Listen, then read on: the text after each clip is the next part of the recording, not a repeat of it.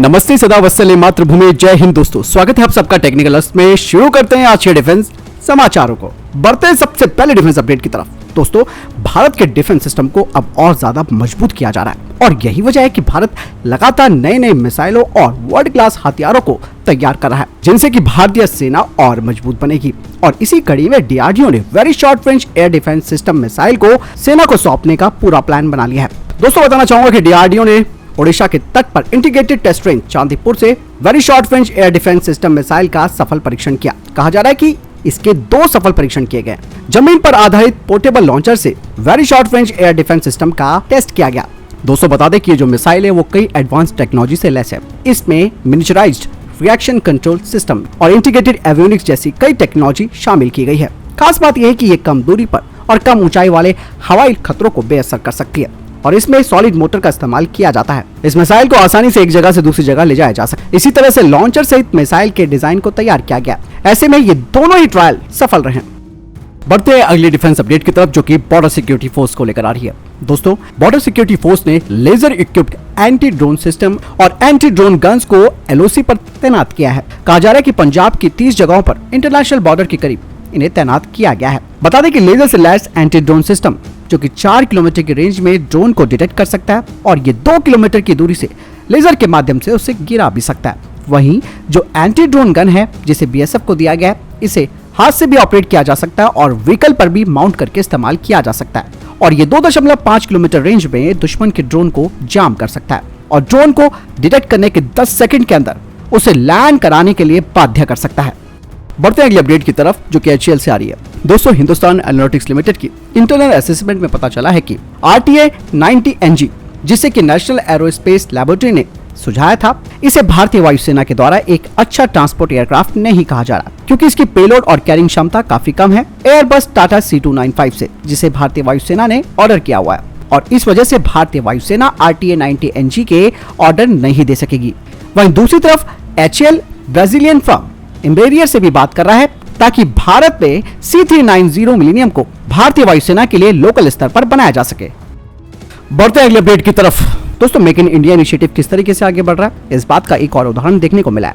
दरअसल Swedish defence firm साब group ने घोषणा की है कि अब उनके कार्ल गुस्ताव M4 हथियार सिस्टम जो है वो अब मेड इन इंडिया इनिशिएटिव के तहत भारत में बनाया जाएगा, जो कि पहली बार हो रहा है कि उनका ये जो M4 हथियार है वो देश के बाहर तैयार होगा। बता दें कि Saab India private limited Carl Gustaf M4 को तैयार करेगी और इसका पहला प्रोडक्ट 2024 में सामने आएगा, जिसे कि एक्सपोर्ट के लिए भी उपलब्ध कराया जाएगा दूसरे देशों को। आपको बताना चाहूंगा कि भारत इससे पहले M2 और M3 वेरिएंट को भी तैयार कराया। दोस्तों, साब ने कुछ संख्या में कार्ल गुस्ताव की M4 वेरिएंट को भारतीय सेना के पैरा स्पेशल फोर्स को दिया है। लेकिन दोस्तों, बात आती है कि भैया इंडो रशियन जॉइंट वेंचर से जो AK-203 राइफलें बननी थी वो कब बनेंगी, यानी कि कुछ ना कुछ कारण है जिसकी वजह से ये प्रक्रिया लगातार डिले होती जा रही है। कहीं ना कहीं दोस्तों, इस बारे में विचार करना बेहद जरूरी हो जाता है इंडो रशिया जॉइंट वेंचर को लेकर। बढ़ते हैं अगली अपडेट की तरफ। दोस्तों, यूएई के एयरफोर्स कमांडर ने भारतीय वायुसेना के प्रमुख के साथ मुलाकात की। दोनों देशों ने द्विपक्षीय संबंधों को और मजबूत करने की बात कही। दरअसल दोस्तों, भारत 36 राफेल फाइटर जेट को ऑपरेट करता है, ये बात आप जानते हैं, और वहीं यूएई ने भी 80 राफेल फाइटर जेट का ऑर्डर दिया है। अब रिपोर्ट ये कह रही है कि अभी हाल ही में न्यूयॉर्क में यूएई, फ्रांस और भारत की एक ट्राइलैटरल मीटिंग हुई, जिसका फोकस राफेल फाइटर जेट था। कहा जा रहा है कि तीनों ही देश एक ट्राइलैटरल राफेल फोरम को तैयार करेंगे, जिसमें भारत मुख्य भूमिका निभाएगा। बढ़ते अगली अपडेट की तरफ, जो कि ब्रह्मोस मिसाइल को लेकर आ रही है। दोस्तों, ब्रह्मोस एरोस्पेस लखनऊ में ब्रह्मोस की नई फैसिलिटी को तैयार कर रहा है, जहां पर ब्रह्मोस NG मिसाइलें 2024 से बननी शुरू होंगी। वहीं जो लेटेस्ट रिपोर्ट्स आई हैं उसमें कहा जा रहा है कि ब्रह्मोस NG का टेस्ट इस साल के अंत में किया जाएगा। 290 किलोमीटर रेंज ब्रह्मोस NG, जिसकी स्पीड 3.5 मैक होगी। इसकी खास बात यह होगी कि इसका एक छोटा रडार क्रॉस सेक्शन होगा, जिसका मतलब साफ है कि दुश्मन के एयर डिफेंस सिस्टम के लिए इसे पहचानना और इंगेज करना कठिन हो जाएगा।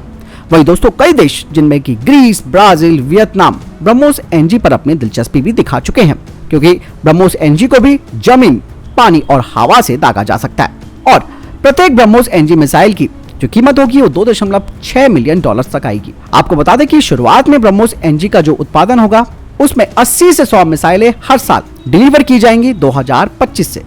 बढ़ते अगली अपडेट की तरफ। दोस्तों, रक्षा मंत्री राजनाथ सिंह अब प्राइवेट सेक्टर की फर्मों को काफी तेजी से बढ़ावा दे रहे हैं। और वैसे भी दोस्तों प्राइवेट सेक्टर की फर्म काफी तेजी से काम कर रही हैं डिफेंस सेक्टर में, और यही वजह है कि रक्षा मंत्री राजनाथ सिंह अब इनको एक बड़ा मौका देने जा रहे हैं। दरअसल दोस्तों रक्षा मंत्रालय अब इन निजी खिलाड़ियों के लिए अगले 25 सालों का रोड मैप तैयार कर रहा है, जिसमें कि अनुसंधान एवं विकास में इन्वेस्टमेंट और नए उत्पादन लाने का भी आग्रह किया गया है रक्षा मंत्रालय के द्वारा।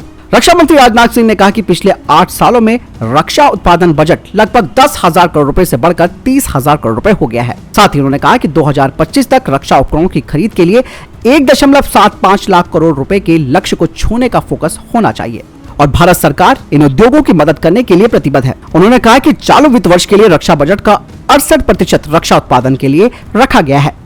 बढ़ते हैं अगले अपडेट की तरफ। दोस्तों भारतीय वायुसेना में महिला पायलटों और ग्राउंड क्रू की बढ़ती संख्या के बीच वायुसेना की महिलाएं अरुणाचल प्रदेश और असम के पूर्वी क्षेत्र में बड़े पैमाने पर लड़ाकू विमानों और हेलीकॉप्टरों का संचालन कर रही हैं। बता दें कि भारतीय वायुसेना की ये महिला पायलट स्वदेशी रूप से विकसित किए गए ध्रुव मार्क 3 हेलीकॉप्टरों को भी ऑपरेट कर रही हैं। पूर्वी कमान में भारतीय वायुसेना के अधिकारियों ने कहा कि महिला पायलट और ग्राउंड क्रू अधिकारी देश भर में तैनात है। भारतीय वायुसेना में 1300 से अधिक महिला अधिकारी जमीनी और हवाई ड्यूटी में कार्यरत हैं।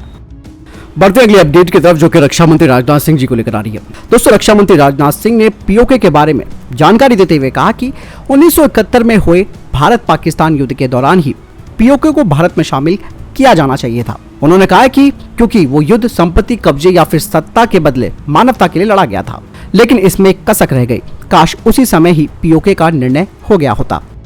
बढ़ते हैं अगले अपडेट की तरफ, जो कि भारत और अमेरिका को लेकर आ रही है। दोस्तों विदेश मंत्री एस जयशंकर ने अमेरिका के द्वारा पाकिस्तान के F-16 विमानों को पुनर्जीवित या जीवन दान देने के लिए जो $45 करोड़ का पैकेज मंजूर किया है, उसके बारे में उन्होंने साफ तौर पर कह दिया था कि दुनिया जानती कि इन फाइटर जेट्स का इस्तेमाल कहाँ किया जाएगा। साथ ही उन्होंने अमेरिका को यह भी समझाया था कि इस रिश्ते से न तो अमेरिका को कुछ मिलेगा और न ही पाकिस्तान को। लेकिन अब एस जयशंकर जी के बयान पर अमेरिकी विदेश विभाग के प्रवक्ता ने बताया कि हम पाकिस्तान और भारत के साथ अपने संबंधों को एक नजरिए से नहीं देखते हैं। देखिए दोस्तों काफी महत्वपूर्ण पॉइंट अमेरिका ने भी बोला यहाँ पर, यानी कि संबंधों को एक नजरिए से नहीं देखते।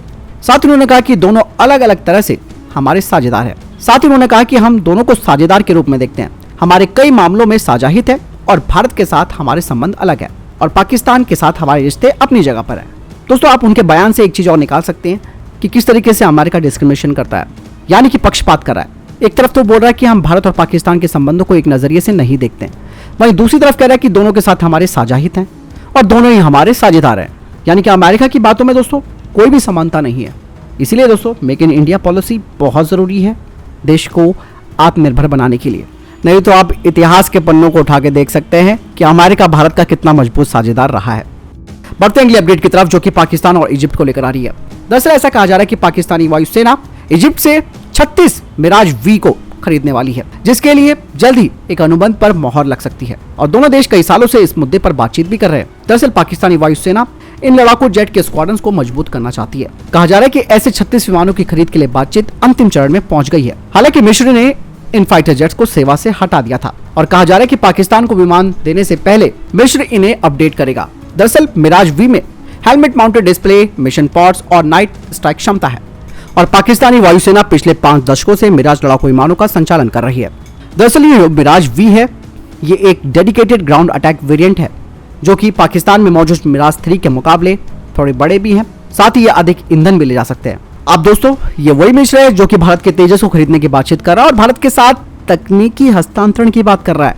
मुद्दे की बात तो दोस्तों ये आती है, ये एक तरफ 36 मिराज वी को पाकिस्तान को देने जा रहा है, तो वही भारत से तेजस विमान की तकनीक मांग रहा है और भारत में एक बड़ी खुशी की लहर है कि भाई इजिप्ट भारत से तेजस विमान खरीदेगा। ऐसे में दोस्तों तेजस का ऑफर इजिप्ट को करना भारत के लिए गले की हड्डी बन सकती है, वो भी तकनीकी हस्तांतरण के साथ। मैंने कहा ना कि ये सारे देश एक साथ मिले हुए हैं जो कि भारत को एक बड़ा धोखा दे सकते हैं। पाकिस्तान ने तो दिया ही दिया, लेकिन इजिप्ट जैसा देश जो कि बड़ी उम्मीद लगा के बैठा है कि भारत की तरफ से तकनीकी हस्तांतरण किया जाएगा तेजस का। आपको क्या लगता है दोस्तों? ये खबर सुनने के बाद कमेंट सेक्शन में लिखकर जरूर बताइएगा, बहुत इंपॉर्टेंट है। बढ़ते हैं अगले अपडेट की तरफ। बता दें कि भारत के प्रधानमंत्री नरेंद्र मोदी ने टोक्यो पहुंचकर दिवंगत शिंजो आबे को पुष्पांजलि अर्पित की। इसके अलावा श्री मोदी जी ने जापान के प्रधानमंत्री फूमियो किशिदा के साथ भी द्विपक्षीय बैठक की। साथ ही श्री शिंजो आबे के निधन पर गहरी संवेदना भी व्यक्त की। आपको बता दें कि भारतीय प्रधानमंत्री ने भारत जापान साझेदारी को मजबूत करने के साथ स्वतंत्र, खुले और समावेशी हिंद प्रशांत क्षेत्र के विजन की परिकल्पना में श्री आबे के योगदान को याद किया। बढ़ते अगले अपडेट की तरफ जो कि नासा से आ रही है। एक बड़ा कीर्तिमान रचा है। पृथ्वी को एस्ट्रॉइड से बचाने का स्पेस एजेंसी ने सफलतापूर्वक टेस्ट किया है। इसके तहत उन्होंने अपने डार्ट मिशन को अंजाम दिया। एस्ट्रॉइड की दिशा और रफ्तार बदलने वाला नासा का एक्सपेरिमेंट कामयाब रहा। हालांकि फाइनल रिपोर्ट आनी अभी बाकी है। नासा को यकीन है कि एस्ट्रॉइड नाम के महाविनाश से महाटक्कर सफल रही, यानी कि नासा का मिशन डार्ट कामयाब रहा। फुटबॉल स्टेडियम के बराबर डिमारफोर्स से स्पेसक्राफ्ट से टकराते ही प्रोजेक्ट डार्ट से जुड़ी नासा की टीम खुशी से उछल पड़ी। यह ऐसा पल था जब वैज्ञानिकों ने जश्न मनाया। दरअसल दोस्तों, नासा प्रोजेक्ट डार्ट के जरिए ये देखना चाहता था कि क्या एस्ट्रॉइड पर स्पेसक्राफ्ट की टक्कर का कोई इम्पैक्ट पड़ता है या नहीं। क्या स्पेसक्राफ्ट की टक्कर से एस्ट्रॉइड की दिशा और रफ्तार पर असर पड़ सकता है या नहीं। इन सवालों का विस्तार से जवाब डिटेल रिपोर्ट आने के बाद ही मिलेगा। लेकिन नासा के वैज्ञानिकों को यकीन है कि स्पेसक्राफ्ट की टक्कर से डिमारफोर्स पर असर जरूर पड़ा है। इम्पैक्ट सक्सेसफुल भी रहा। मतलब ये है कि इम्पैक्ट कितना पड़ा है, इस पर बहुत जल्द ही नासा रिपोर्ट सामने लाएगा। तो दोस्तों, ये थे अब तक के top defence space update. Video के सामने कोई प्रश्न जवाब, आपको कोई सवाल है कमेंट सेक्शन में लिखकर जरूर पूछ सकते हैं। मिलता हूं नए वीडियो के साथ। चैनल जरूर सब्सक्राइब कीजिएगा। जय हिंद, वंदे मातरम।